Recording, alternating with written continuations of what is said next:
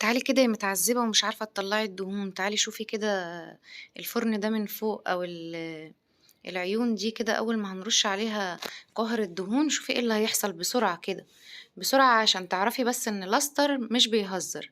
بصي أول ما رشينا كده بيبقى فيه فوران، طبعا كانوا آخر شوية عندي زي ما انتم عارفين على طول متعودين عليا على بخلي.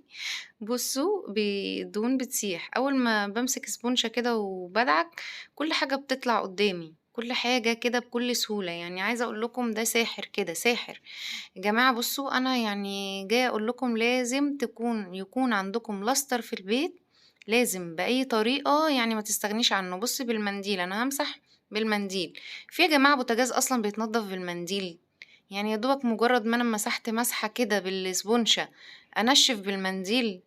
ده ايه السحر ده؟ يلا اطلبوه بسرعة من عند بنت لاستر وما تترددوش، بسرعة يلا يلا يلا.